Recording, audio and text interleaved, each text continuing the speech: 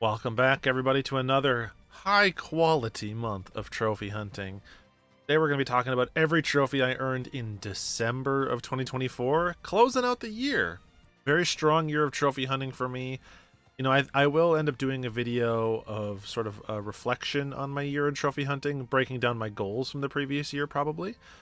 But I'm also very close to 200 platinums, and so when I hit 200 platinums, I think I'll do some video talking about all the platinums I've earned between when I made my previous video and now.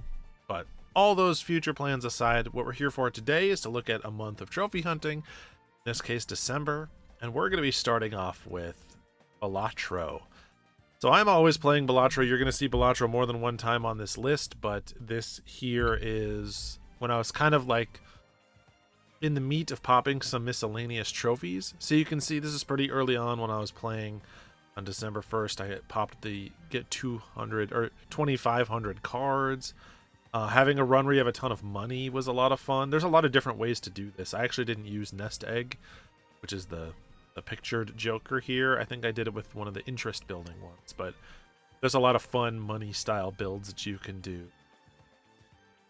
And discarding at least 200 or 2,500 cards. So these are all things. While the $400 one, not so much, but these two are just ones that you, if you're addicted to Balatro, you're not even going to be able to avoid. So, boy. And then on the 4th, did a little Hades. I completed one more of the prophecies. So a lot of these prophecy trophies in Hades, if you've played Hades before, there are certain characters that you'll encounter out actually in the game. So there's all the characters that are back in the main hub, but then there's also a bunch that exist in the world, like Sisyphus, Eurydice, Patroclus, those different characters. And a lot of those ones have prophecies tied to them, which are like quest lines that you need to do for trophies. There's trophies for a lot of those. So as you're playing through, you just want to make sure you're focusing on talking to those characters and building your relationships with them so that you can work on their prophecies. In this case, I fulfilled the End to Torment prophecy. Then we have a little more Balatro. ROI by 5 vouchers by Ante 4. If you've never played Balatro, this won't mean much to you. I got this one by accident. I don't even remember getting this. I think it's just, one of my builds happened to pop this. Probably one that involved the hieroglyph, which lowers you back 1 ante. It might have even involved 2 of those. And so you're able to basically keep yourself from getting past ante 4 too quickly. But yeah, that one happened on accident. It was a pretty welcome surprise. We've got Infernal Arms, unlock all weapon aspects. This is just one that you're going to naturally get through progression in Hades. Do enough runs, talk to enough characters. Eventually you're going to have them give you all the different code words and things for all the weapon aspects. Couple more Balatro. Ooh, you see, look at, I went hard on Balatro right here, so. We got Clairvoyance, discover every spectral card. All these, like, discover all of the cards ones in Balatro, you're going to get 99% of them probably on your own, and there's only going to be 1 or 2 cards that you need to, like, actively try to find that are maybe much more situationally useful, but I didn't have too much trouble with this one. Obviously, if you play Balatro, you love a good spectral pack. So did that one. And then I won my first run on Gold Stake difficulty. For those that play Balatro and want to know, I did this on the yellow deck, which is the one that starts you with $10. And I'm working on a couple other decks right now. After I got my first Gold Stake, I started moving on to some of the other decks and spreading the love a little bit more even. But yeah. And for those that don't play Balatro, winning on Gold Stake means basically winning a run with all of the difficulty modifiers that the game has stacked on top of each other. So you'll earn less money, you'll need higher chip totals to forward, and then notably the last Gold Stake difficulty that they add on is that certain jokers can be rental jokers, which cost you money to own. And that's in addition to jokers that are permanent and jokers that are temporary and only last for 5 rounds. And so getting a build is a lot harder on Gold Stake because even if you find the jokers you're looking for, they might be too expensive or they might disappear after a while, or you might be forced to take a joker that's not that good early, and then you're stuck with it because it's an eternal joker just so that you can survive that run. So It's tricky, but it's very doable as you get better at the game. Speedrunner. This is one that I just, as soon as I got Gold Stake, I went and tried and immediately got. Didn't take much effort at all. You just have to skip most of the rounds, which is pretty easy to do on White Stake because you're pretty good at the game at that point. Complete any challenge runs. So there's 20 challenge runs. I think I've only done the one. I forget which one I did, but it was one of the early ones that you unlock. I did it just so I could pop the trophy. I'll go back and do the other ones later. There is a trophy, I think, for doing all the challenge runs. I just haven't taken the time quite yet. Win a run without re-rolling the shop. This is a really common trophy, which is concerning to me, people. I think a lot of people are just not re-rolling. Like, they're just kind of treating the cards they're offered as their only options, which is not the way to win in Balatro. You need to be rolling often so you can find new, better cards. So I had to purposefully try to do this one because I'm re-rolling all the time. All the time. I didn't manage to get it, though. And then play a flush with 5 wild cards. This is one of the trophies where it might happen accidentally, but you're probably going to want to try to focus a run around flushes and wild cards in order to get it. But if you're going for it, it's not particularly bad. You know, you just got to get a couple wild cards out of packs and then probably duplicate a couple of them with tarots, and you'll get there. Won't be too big of an issue. Then we have the trophies for Indika. So I don't want to like focus too much on any individual trophy in Indika because I don't want to spoil anything for people. But Indika is a really excellent kind of puzzle-focused, light walking sim. The way I describe it is kind of like Hellblade, but without the combat. But also very weird, strange stuff happens in that game. Very unusual. It's a type of game where you don't really know what's real and what's not. So if you're into like art film style, just strange off the beaten path games, definitely check out Indika. Bit of a sleeper hit. Easy platinum too. So you can see I got the platinum. You pretty much just have to play through the game and do a handful of miscellaneous stuff, which is really easy to do. There's also a very, very generous chapter select. So if you missed anything, you just pop right back and get it. And it's a lot of things where it's like, it's gold trophy for you know, just like knowing how to interact in this strange way in a situation. It's not like a gimme platinum, but it's like a 1 or a 2 out of 10. But a really great game. Definitely worth playing through. Then we got the trophy for getting a juicy old hand in Balatro. If you're struggling with this, getting 100,000 chips in a single hand, I highly recommend that you play the Plasma deck, because that deck just has naturally higher scoring totals, and it's a lot easier to do. But you'll do this naturally as you get better at the game too, and especially if you're going for endless runs. You know, there's plenty of builds that pop off, especially with like glass cards and stuff, where that's not too difficult. Then we have a lot of the Hades trophies here. I believe this is the end of my run through Hades. So max ranking each standard keepsake. This is the big grindy trophy in Hades. There's 25 keepsakes, and they level up every room you go into in the dungeons. And so you need to constantly be swapping your keepsakes and doing tons and tons of runs in order to max them all to the 3-star rank. But as long as you know that that's what you need to be focusing on, you can go ahead and get it done starting right from the start of the game, which is what I did. Then I did the Divided by Death Prophecy. This is the trophy that gives the most people trouble. And I think when a lot of people are crabby about Hades, I think this is why, is this particular trophy, because this character doesn't appear until late into a run, like towards the end of a particular run. And it's random that they can show up, right? So if you weren't focusing on your relationship with them, and then this is the only trophy you have left, you're going to have to do a lot of runs deep into the game just to see if that character shows up, and that would be kind of frustrating. But I was maxing my relationship with all these in-world characters the entire time, so this happened very naturally. You know, you can see it happened same day as maxing all the keepsakes. So everything, if you are kind of going for the platinum from the start, Hades really clicks into place and lines up pretty well. Then I earned all the companions and fulfilled another prophecy, and then I reached the epilogue of the story. So that's kind of like the conclusion after the conclusion. And so now that I've done the epilogue of the story, there's actually only one trophy left to get the Hades Platinum, and that is for heading Cerberus 10 times.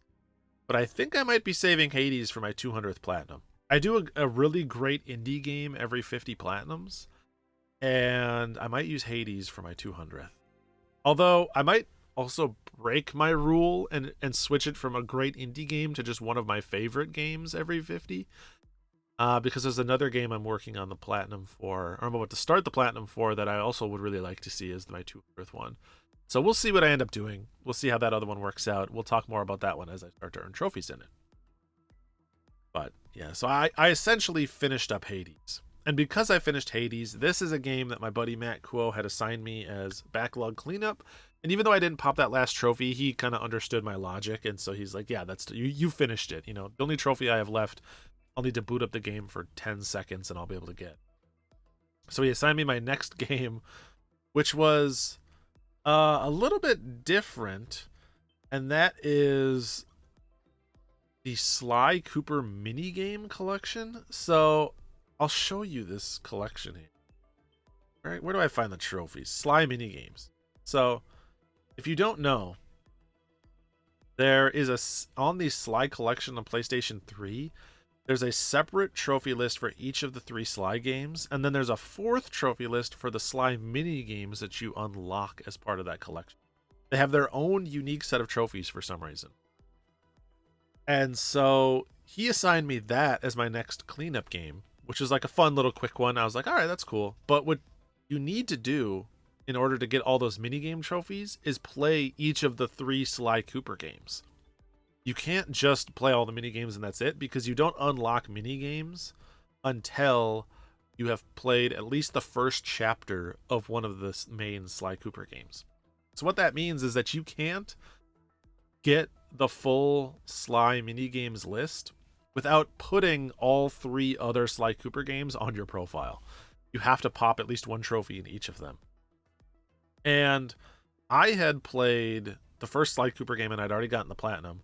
And I was like, well, he assigned me this minigame trophy list, and I'm going to want to do all 3 Sly Cooper games eventually. So I just threw 2 and 3 on my profile. I was just like, all right, I'll just pop a trophy in each of them. They'll sit there until I'm ready for them, and we'll go from there. And so here you can see Escape from Carmelita. That is me popping one of them, and I believe the Vault is me popping the one Sly 3. So now all 3 Sly games are on my profile, and the first one has a Platinum, but I finished up that minigame list. So that's 2 out of the 4 Sly Cooper lists that I've completed. Then we have a couple more Balatro trophies, of course. 2 glass cards in a single hand. That's really easy to do because glass cards are so overpowered in the late game. And thin your deck down to 20 or fewer cards. This is another one that's... you have to be trying for this one for sure. It's tough. You have to really... One, you probably want to choose one of the starter decks that is much smaller, like the one that doesn't have any face cards. And then you're going to want to be destroying cards as often as you possibly can. You'll be able to pop it. It's a pretty rare one because it's a lot harder to get your deck to 20 or fewer cards than it is to get your deck over 80 cards, which is the other similar trophy. But very doable if you're trying for it. Very doable. And then here we have another trophy, but let's pop to the next section of the list because it's easier to just put them all on screen at once. This is a VR game that I played called Max Mustard. And Max Mustard is very much we have Astro Bot at home. They obviously liked Astro Bot Rescue Mission on VR1, PlayStation VR1. And they said, you know what? We'd like to make one of those. And it comes out working pretty well. I'd actually say it's more of a combination of Astro Bot meets Super Lucky's Tale, if you've ever played Super Lucky's Tale, because it has that very like lighthearted, cartoony style to it. Very kind of like Pixar-y, even though the main character of Max Mustard is a horrible little gremlin human that I absolutely do not want to look at. They're just a terrifying creature. But the game itself is as is Astro Bot, it is a 3D platformer in VR. You know, it's the same type of like hallway style levels where the camera follows behind the characters and you're trying to get to the end of the level. And as you play through the level, you're trying to find these hidden characters that are hidden around like nooks and crannies or out of the way, just like the bots in Astro Bot. And all you have to do for this one is pretty much play through and earn all the trophies by doing 100% completion. I think there's maybe one trophy other than that we'll talk about in a little bit, but all of these trophies I got here were just me playing through the game, doing story stuff, using items, things like that. Then I went into Astrobot's DLC and did the speedrun levels. I had not done any of the speedrun levels up to this point, so I decided to play through all of those. Great set of levels, and you know, some new fun bots that they added as part of the cameos there. I was happy to see that. And then we're back to more Max Mustard, more Max Mustard, more Max Mustard. Here I got free every mud pup. That's basically get all the collectibles in the game. Roboctopus is the final boss. And then this one, buy all items in the shop. This is the rarest trophy by just a little bit. It's still a very common platinum. But this one is going to be a little bit of a grind. You know, for some reason, a lot of these 3D platformers always seem to have a trophy that's buying all the items in the shop, and there's never enough currency naturally earned throughout the game to get it. It was the same with Frogun. I don't know why that's always the case, but after I beat the game and got everything, I still was several thousand coins short, and so I just had to boot up a level and kind of do some coin farming runs for a little bit, and I was able to pop all of the items, or buy all the items in the shop, which popped the platinum for me. Really fun game on VR2. I do highly recommend this one. If you're looking for just like a really breezy, lighthearted VR experience, you like the platformer style of Astro Bot and you wish there were more of those, you know, this one doesn't hit quite the same highs, but pretty good. Pretty good. More Balatro. Here's that one I talked about having 80 or more cards in your deck. Not bad. And discover every planet card. This one just took me a little while because there's actually, I don't want to spoil things, I guess, but there's 3 planet cards that are not part of the default hands that you make, or not part of real poker hands, I should say. Not possible in a typical poker deck. And so you have to discover what those extra hands just in this game are. Cards. And then I booted up this great little gated exploration game called Crypt Custodian. This game to me feels like a modern PlayStation Vita game in the best possible way. It's like a top-down Zelda-ish style gated exploration. You play as this little cat and you're tasked with basically being a janitor and cleaning up the underworld. So you run around, you fight some really great boss fights. You know, as you do in these games, you'll find upgrades that let you move around the world in new and interesting ways. You'll find upgrades to your health, special abilities, all sorts of stuff. And this is just a really phenomenally well done package. A lot of these, you know, trophies here that you're seeing early on are just various things you're going to naturally get as you play through the game. Getting upgrade points, beating bosses, etc. Yeah, I started this game on the 15th. And you can see I played it a lot that day. I started it at 12:30. And I was playing it still at 4. I like dumped hours into this game, which I don't usually often have the time to do. But I played this game for like 4 hours straight one day. And then the next day I came back and gobbled the whole rest of the list up. Got almost everything done. And then the next day after that, kept gobbling, and boom, platinum. Now, I'm not going to focus too much on any individual trophy down here in the list other than the last few, because I think those are the most interesting. Almost all this you're going to get on your way to reaching 100% completion. So, buy every upgrade, every ability, find everything out in the overworld. I will say that this game is really good about letting you clean up the stuff you missed. You can buy basically hints that will show you where on the map something is that you missed, so you can go look for it. And you also get an ability that lets you know when you're in a room with something in it. So you're not gonna have to look up a guide, which is the perfect way to play a game like this. No need for a guide. Just go in, you know, play the game, find stuff on your own, and you'll be able to earn the platinum. And then the last bit of effort you're gonna have to put in is achieving an S+ rank in every boss at every difficulty in boss rush mode. So When you beat a boss in this game, you unlock them to fight in boss rush mode. I think there's 12 or 15 bosses, something like that. And then every boss you can play on easy, normal, or hard difficulty, which changes how much damage they deal, how much damage they take, and changes like the complexity of their patterns. So like on easy, they might shoot out, like if they're shooting a fireball at you, they might shoot 2 fireballs that fork. On normal, they might shoot 3, and on hard, they might shoot out 5. So it's just harder to avoid them. And then for the boss rush mode, you also basically are given like the ability to create a small little mini custom loadout that you can choose what abilities you want to bring into that boss. And then to get an S rank means you have to beat them under a certain par time and not taking any damage. Which sounds really hard, but the bosses are so fun in this game and the combat is so well done that it was actually so addicting. I never had any problem doing it.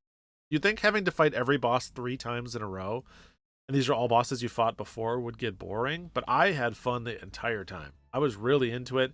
This is the perfect example of a trophy that pushed me to a mode I would have ignored.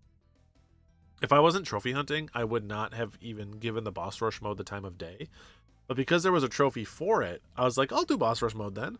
And I had so much fun doing that. It really kind of taught me that I like that kind of mode and was an example of benefits that trophies can bring. You know, it's not always just adding unnecessary playtime. Sometimes they really show you what you might like in a game. And so yeah, Crypt Custodian. Great game. Highly recommend that if you like that type of game.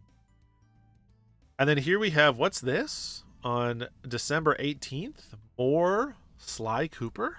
That's right. I decided since I popped Sly 2 and Sly 3 on my profile, let's play through Sly Cooper 2. It also helps that, again, my buddy assigned this to me as my next game. He's like, well, since you're already in Sly mode, why don't you go ahead and do Sly Cooper 2?